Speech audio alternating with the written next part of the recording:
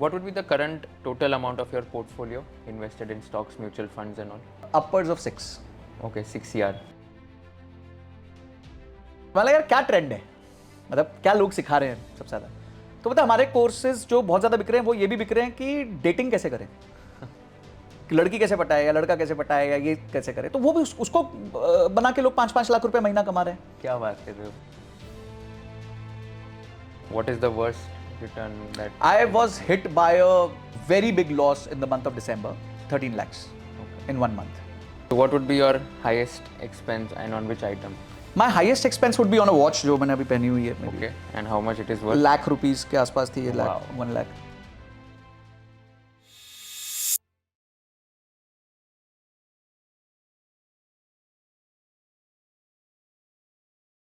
Hi everyone, welcome to Conversation with Kushal once again. आज हमारे साथ ऐसे गेस्ट है जो फाइनेंशियली इंडिपेंडेंट हो गए before the age of 40 itself and he is going to discuss everything about his income, expenses, stock portfolio, EMIs, insurances, rent versus buy, पूरा money management के रिलेटेड पॉडकास्ट होने वाला है. So if you are someone who wants to know more about money management tips, this is going to be the perfect episode for all of you. Thank you so much Sanjay for accepting my invitation. बहुत मजा आएगा आपसे बात करके and pleasure to be here. Thanks Kushal, thank you so much. No, thank you so much for like inviting me at your house as well. And this looks like a wonderful property as well, by the way. तो ये क्या rented है या आपने खरीदा है? Rented. Okay, Always rented. so- नहीं तो आप financially independent कैसे हो गए? So what would be your current net worth? $1 million plus.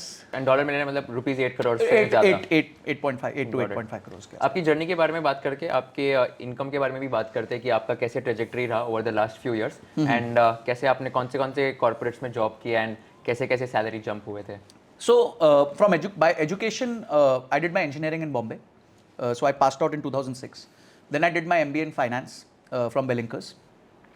वो 2008 में हुआ. 2007 एंड जो था वो इस दुनिया का सबसे अच्छा समय था. I could get a job at a company called Raheja Universal. तो वो मेरा सबसे पहला जॉब था. ये रियल एस्टेट में? ये रियल एस्टेट में बॉम्बे बेस्ड कंपनी थी. तो क्या हुआ कि चौथे सेमेस्टर में जितना मेरे को रहेजा से सैलरी मिला, that was more than my 2-year MBA. Wow. तो बाय द टाइम कितना सैलरी था? My starting salary was 7 lakh rupees per annum. Okay, and this is back in 2008. 2008, yes. And आपने 2 year MBA पे कितना स्पेंड किया था? Around 2.5 lakh रुपए. Okay, so the ROI here is like what, 3.5 times. हाँ. Then I switched jobs almost every 2.5 years. क्योंकि मेरे को किसी ने ये बात बोल दी थी, बोले अगर पढ़े रहोगे ना तो बहुत धीरे ग्रो करोगे, और अगर आप अर्ली में थोड़े स्विचेस लेते रहोगे तो आपको एक अच्छी सैलरी ग्रोथ मिल जाएगी. So I jump from Rahejas to a company called Kanakia.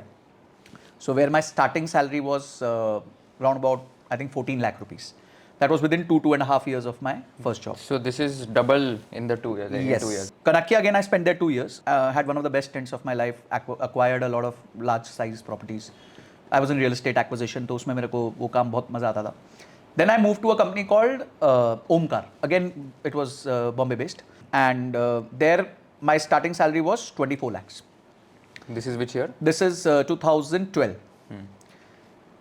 And 2012 में मैं 24 lakhs पे पहुंचा. 2013 एंड में I went out of Omkar and I got a job offer in Delhi. तो जब मेरे को वो जॉब ऑफर मिल रहा था तो मेरे को तो जाना तो है नहीं, तो मैंने क्या किया, मैंने उनको बोला यार तुम एक काम करो, मेरे को ना 40 लाख रुपए का पैकेज चाहिए. अब मेरे घर वाले भी बोले यार तू कुछ सोच समझ के तो मांग बाबा, तू 24 पे है, 30 मांग ले, 32 मांग ले, मतलब जाना ही नहीं है तो मांग तो ज़्यादा लेते हैं. उन्होंने हाँ बोल दी. तो that was the lucky break of my life. कौन सी कंपनी थी? This was Assotech Realty in Delhi, and मैं एसोटेक रियलिटी ज्वाइन किया somewhere in January 2014, and that's when I moved out of Bombay to Delhi. And then my salary grew in 3 years from 40 to around 50 lakh rupees. फिर मैं उस time पे भी एक mini retirement achieve कर गया. That this was in the year 2017. So I started doing a bit of consulting. मतलब I was making like 5 lakh rupees a month. 5 lakh rupees के आसपास मेरा मंथली. ये सिर्फ कंसल्टेंसी? ये सिर्फ कंसल्ट, इन दोनों को कंसल्ट करके आ जाता था. तो ये तो आपके एनुअल सैलरी से सैलरी के आसपास हो गया था, बट मेरा फुल टाइम जाता था. ऐसा नहीं था कि मतलब मैं घर पे बैठ के कंसल्ट करता था, मतलब I had to be there, I had to be physically there. So basically I was consulting small and medium enterprises. बड़ा अच्छा लगा, उनको फाइनेंस के ऊपर कंसल्ट करता था. अभी let's talk about the current income and expenses proportion. So अभी कितना होगा इनकम एंड एक्सपेंसेस का proportion as a percentage of income, वो कितना होगा in terms of percentage wise, क्या क्या एक्सपेंसेस हो गए, just for people to understand कि आप ये कैसे मैनेज करते हो. So see, my biggest one shot expense is the rent. Yeah, which is because 70,000. which is 70,000 rupees. Apart from that, जितने में मेरी पूरी इंजीनियरिंग हुई थी उतना मेरे बेटे का 1 महीने का फीस है आजकल. So एक महीने का yes, so I did my engineering for 56,000 rupees and my son's school fees is around 40,000 rupees. So not a month, maybe a month and a half. Is 40,000 rupees per month अच्छा okay. is the fees Wow, okay. today, which I Got it. have to So shell it's out. 5 lakh rupees. 5 lakh rupees per annum. approximately per Yeah, annum. per annum is the fee. Oh my God, that's pretty high. Yeah. So Okay. think about it when you get married and you want to have a kid. तो इन सब चीज़ों के बारे में सोच जरूर लेना. So these two are the highlight expenses. Then to your general ration पर ये and all that things is something which you. And what proportion of your income? So what proportion of your income would these be in the sense percentage? एक का. wise? हाँ. See, I think my rent would be around about 10%. Got it. And then this would be 5 or 6%, somewhere around that. My total monthly expense would be in the range of 2 lakh rupees, 2.5 lakh rupees per month, Got it. which includes everything. Which includes everything. So अगर 100% आपकी है income तो उसमें से आपका अभी कितना percentage बचेगा एंड आप फिर इसका क्या करते हो? So basically, if I always work on the concept of one third, one third, one third. So up to 1/3 of my income, if it goes in expenses, I am comfortable. I don't have a problem. This includes rentals, groceries, education. Everything which goes out of my pocket to live and my child's education. So that should be less than 1/3 of my income. And rest 1/3 should go in investments. And rest 1/3 में आपको tax wax भी देना पड़ जाता है. ये सब करने के बाद कुछ ज़्यादा उसमें फिर कुछ बचता नहीं. Then you have just a small part which goes into creating your rainy day corpus. तो वो मेरा तो this is how I generally plan my easy frameworks. मैं थोड़े बहुत ज़्यादा complicated frameworks नहीं use करता. So 1/3 is my framework. Fair. Can you help us understand कि ये जो 33% है ये कौन से assets में जाता है और कितना percentage कौन से asset allocation like asset class में जाता Sure. है? See, I'm very heavy on equity since last 10 years. 2008 was when I first did my SIP. First SIP. कितने रुपए की? 2000 दो फंड्स में डाले थे 2,000 रुपए की. एक HDFC था, एक रिलायंस था. तो कुछ सालों बाद 2012-13 में मैंने अपने फंड को देखा.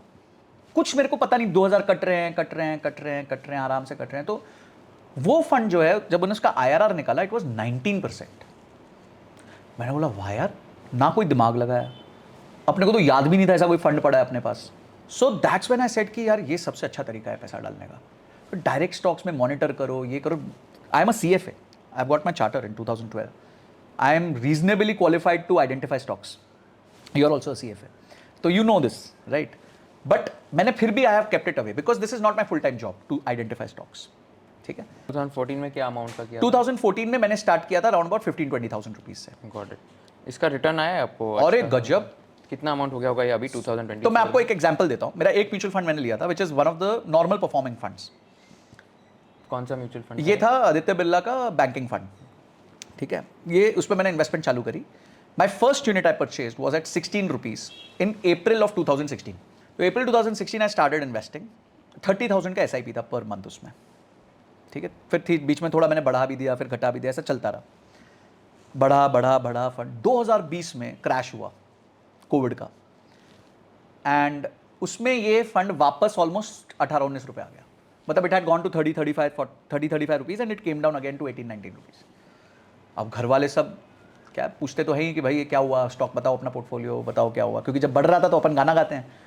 अब नीचे आया तो सुना घर वाले गाना गाते हैं. तो ये हुआ. तो आई सेड डैड कम हुआ है बट आई बिलीव कि stock is a long term game. And Warren Buffett का यही कहना है कि when others get greedy you should be afraid and when others are afraid you should become greedy. तो अपन ग्रीडी बनते हैं. पापा बोलोगे चमाट मारूंगा देखो ये ऐसे कोट्स मेरे को सुना रहे हैं.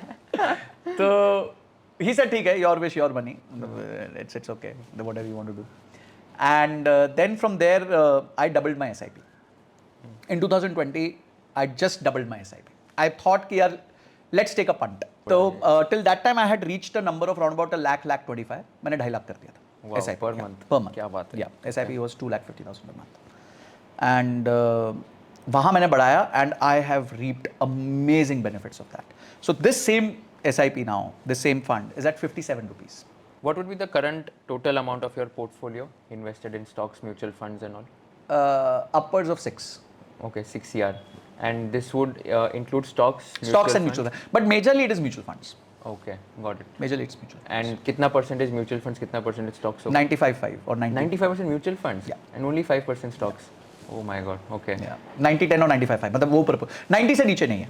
Okay. 90 से नीचे नहीं है. And nothing in gold, Yes, real there is estate? a bit of gold. Okay. There is a bit of gold. And real estate is zero. Real estate is And do zero. you invest in startups?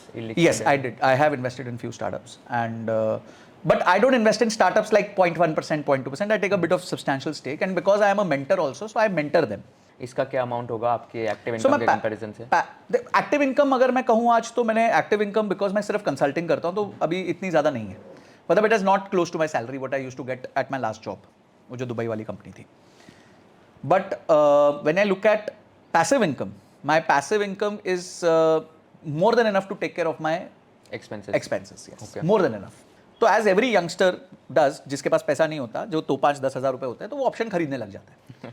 तो हमने भी option खरीदा, जम के option खरीदा, और जम के ऑप्शन खरीदा तो 1-2 बार तो आपका ट्रेड पॉजिटिव जाता है. फिर उसके बाद जो धुलाई पढ़ाई होती है, अच्छा आपको लगता है यार मेरे तो 3,000 रुपये लग रहे हैं, 4,000 रुपये लग रहे हैं, बैंक निफ्टी उठा लेता हूँ, 15 का लॉट है, 200 रुपये का कॉल है, पुट है. आप देखो तो सही उसकी जीतने की प्रोबेबिलिटी क्या है. लोग ऑप्शंस खरीदते हैं तो ऑप्शंस खरीदने में वो कोशिश ये करते हैं, खरीदते हैं ताकि वो 3-4 हज़ार के काम में हो जाता है और उनका काम तमाम हो जाता है. फिर वो मार्केट को गाली देके निकल जाते हैं. उनके पैसे मैं खाता हूँ क्योंकि वो गलत ऑप्शन लेते हैं और मैं वो ऑप्शन बेचता हूँ. तो I am an option seller and a heavy option seller and I have my strategies, I have my risk return reward. मैं जनरली 2-3% पर मंथ कमा लेता हूँ अपने कैपिटल से. मैं नहीं कहूँगा रिस्क जीरो होता है, रिस्क जीरो बोलना गलत होगा. And but I am able to draw that kind of number is because I have practiced a lot. I have also lost money. I am not here sitting like a god and saying मैंने कभी गलत काम किया ही नहीं या मेरे से गलती नहीं हुई. हुई है.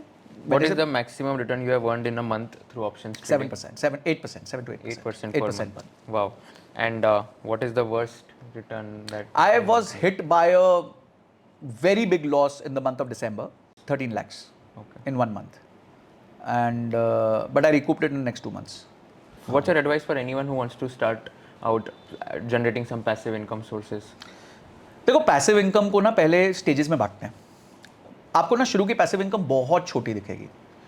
हो सकता है as small as 500 rupees, 1000 rupees. आप आज 25,000 40,000 की तनख्वाह कमा रहे हो. आपने मतलब somebody who's at 25-30 years of age, 25 years of age, he's making 25-30 35,000 rupees. क्या 500,000 रुपये के लिए? पर आप ये याद रखना है जर्नी की शुरुआत है. वो 500 रुपये से आप नेटफ्लिक्स का सब्सक्रिप्शन भर सकते हो. यानी आपकी एक लग्जरी को आपकी पैसिव इनकम ने नॉक ऑफ कर दिया है. तो अगर आपको चाय पीना बहुत पसंद है तो चाय पीने का अगर आपको 500-600 रुपये लग रहा है तो वो एक पैसिव इनकम से नॉक ऑफ हो सकता है. बेसिकली आपको लाइफ में अपने सारे एक्सपेंसेस के लिए एक पैसिव इनकम चाहिए. ठीक है. So don't worry that your first months passive income was only 500 rupees. It's okay because this after 10 years will compound and compounding is magic. तो पैसिव इनकम बिल्ड करने के स्टेजेस बना लो कि start knocking of each of your expenses with passive income. आज decide कर लो कि यार अगले 3 महीने में इतनी पैसिव इनकम होगी कि मेरे ये 2 खर्चे उससे निपट जाएंगे. फिर अगला स्टेज होता है कि आपकी जो खर्चे हैं उसका आधा अब आप पैसिव इनकम से नॉक ऑफ कर रहे हो. तीसरा स्टेज है आपने खर्चों जितना पैसिव इनकम से नॉक ऑफ कर रहे हो.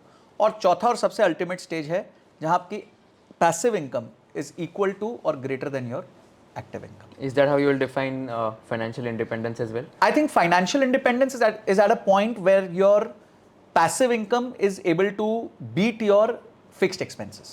That's where you are financially independent. देखो जिंदगी भर हम समय देके पैसे लेते रहे, है ना. हमने पैसा ट्रेड किया. हमारे बॉस ने बोला बॉस तुम सुबह 10 बजे ऑफिस में चाहिए. ओके जी 10 बजे ऑफिस में. रात को 2 बजे तक बैठना है, 2 बजे तक बैठना है. ठीक है. मेरे को संडे को तुम चाहिए साइट विजिट पे जाना है. ठीक है. Why? Because we have sold our time. He owns my time. ठीक है. It's not like यहाँ अमेरिका यूरोप वाला सिस्टम नहीं है कि 5 बजे के बाद मैं फ़ोन नहीं उठाऊंगा, ये नहीं करूँगा, सैटरडे संडे काम नहीं करूँगा. ये इंडिया है. ठीक है. तो हर जन वरीड है क्योंकि तब हमारे पास कोई विकल्प नहीं था. We didn't have an option. So what we did was we sold our time and took money. Now we have enough money, we have bought back our time. Passive income banana easy है. आज के दिन बहुत easy है. आज drop shipping चालू कर दो, ये चालू कर दो, वो चालू कर दो, सरकार लोन दे देती है.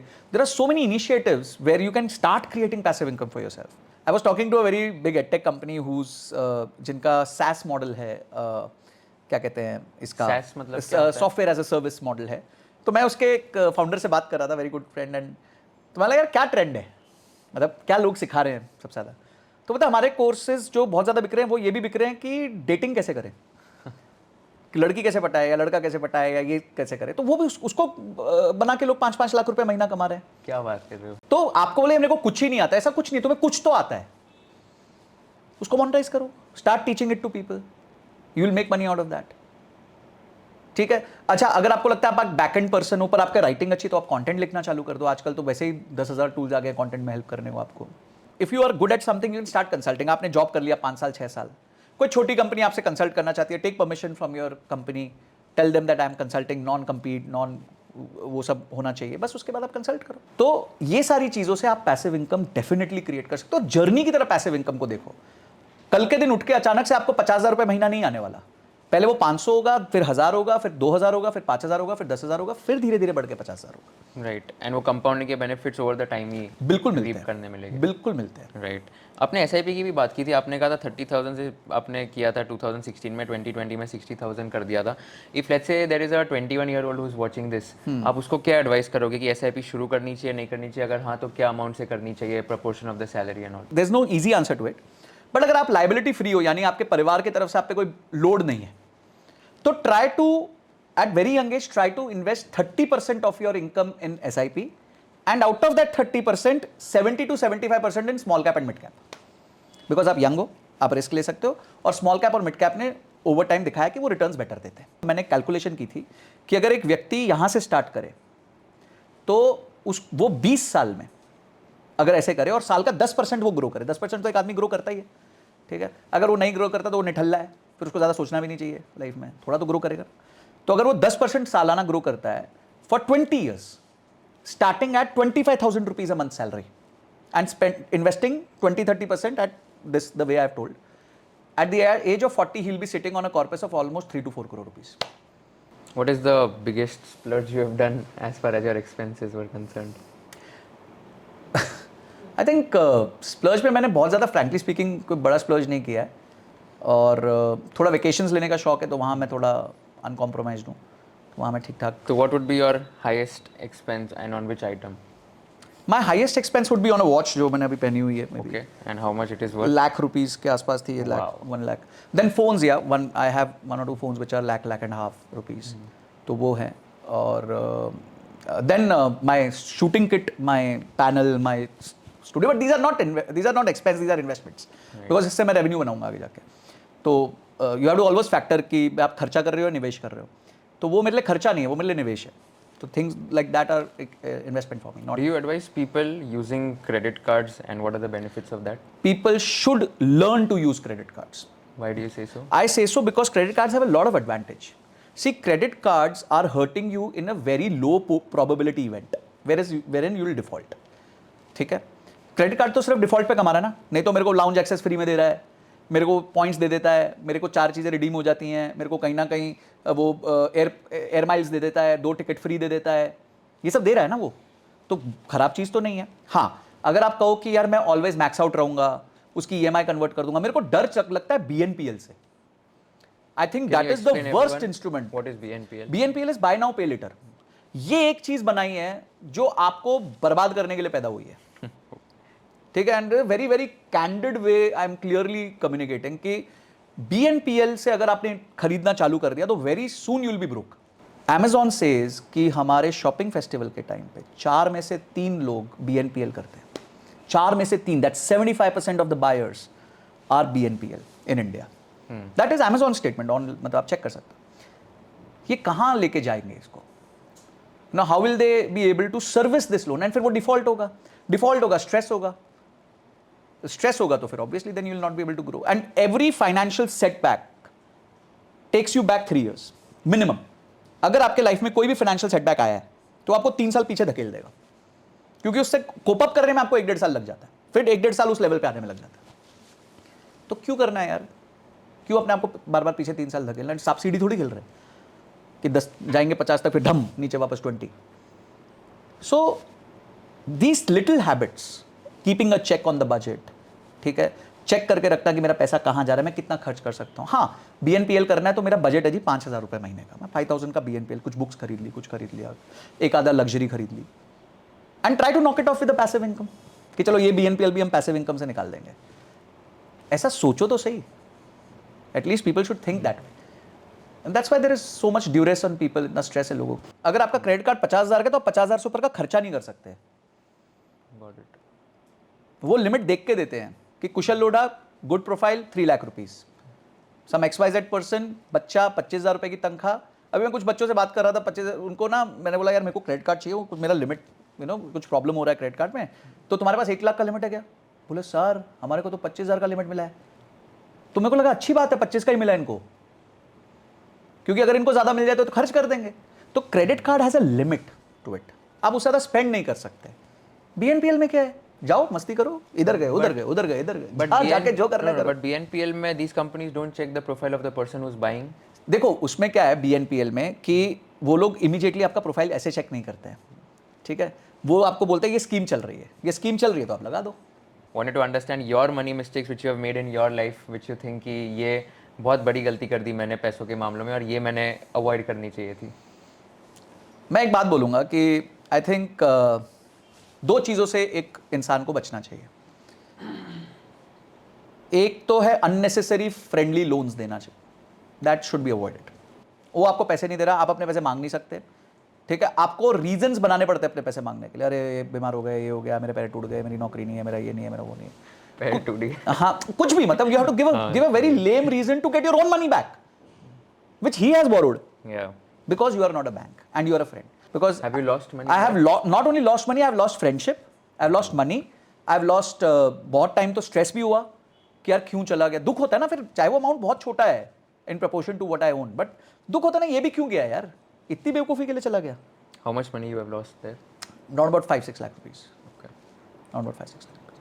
तो ये एक दुकान बंद करो भैया कि किसी को भी आप उठा के फ्रेंडली लो. हाँ उतना दे दो जितना आप राइट ऑफ, मन में ही राइट ऑफ करके बैठो, यार ये दोस्त है इतना इसके लिए ओके. Yeah. अगर उससे ज्यादा दे रहे हो तो कुछ गिरवी रख लो, सोना वोना गिरवी रख लो, चलो एटलीस्ट कल को नहीं देगा तो तुम जाके कुछ उसको मोनेटाइज तो कर ही सकते हो. Right. सेकेंड मनी मिस्टेक है कि लेवरेज के साथ इन्वेस्टमेंट नहीं करनी, कभी उधार से इन्वेस्ट नहीं करते. ठीक है, मैंने एक बार किया था, very young, I think 24-25, and I didn't have enough money. I wanted to buy call and put options because एक मेरे फ्रेंड ने जम के बना लिया था 1 लाख रुपए एक दिन में. तो उसने बोला अपन लगाते लगाते, तो मैंने किसी HOD से वहाँ पे, तो now on the other side, first is giving, now on taking also. मैंने 50,000 रुपये ले लिए और 50,000 मतलब उस टाइम मेरी 1 महीने की सैलरी होती थी ग्रॉस, तो मतलब मेरे को चुकाने में 3 महीने 4 महीने चले गए और वो सारा जीरो हो गया. गलत, buying options is always very risky. तो second is that you don't lever to invest, you invest what a proportion which you can invest and forget for a longer time. Third money mistake is कि not reaping and celebrating your wins.